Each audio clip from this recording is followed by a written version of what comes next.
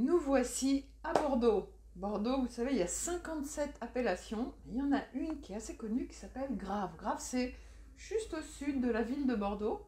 Et ça s'étend un petit peu dans la longueur comme ça.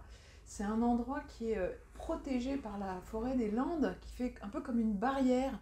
Donc il y a un climat très tempéré. Et ce qui est hyper intéressant dans cette appellation, c'est Graves, parce que il y a des graviers partout, les petits graviers blancs, ça se voit dans les vignes, hein, et ça permet de réfléchir la lumière. Pendant la journée, les petits cailloux accumulent de la chaleur, et pendant la nuit, ils la restituent et gardent un peu cette espèce de petit radiateur chauffant qui fait du bien à la maturité des raisins.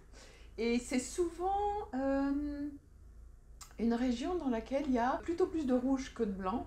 Et là, chez Albert Perroma, en fait, ils n'ont que 7 hectares, donc c'est un tout petit vignoble. Moi, j'aime beaucoup leur travail qui est vraiment sur la pureté. Ils sont en conversion en agriculture biologique, ce qui n'est pas facile à Bordeaux, parce que c'est un climat plutôt humide, hein, qui favorise un peu le développement de mildiou. Donc c'est un peu, voilà, l'engagement de cette génération est assez marqué.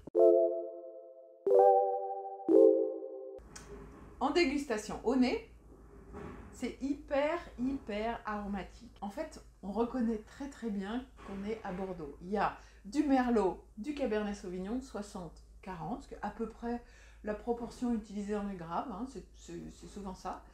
Et effectivement, il y a ce côté un peu de terre qu'on retrouve et qui est très typique de l'appellation Grave.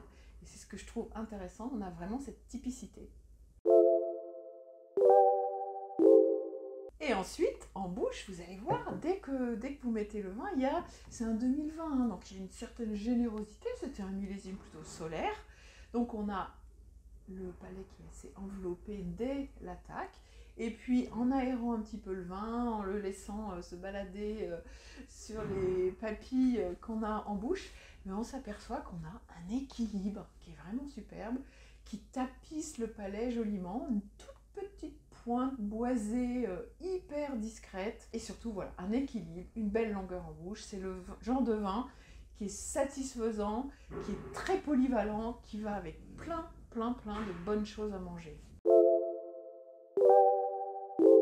Par exemple, un baron d'agneau, ça c'est très bon, c'est une viande qui a du goût, c'est un vin qui a du goût, donc les deux vont bien s'entendre. Également des gratins de légumes, on ne pense pas très souvent à faire ça, mais c'est vraiment très bon.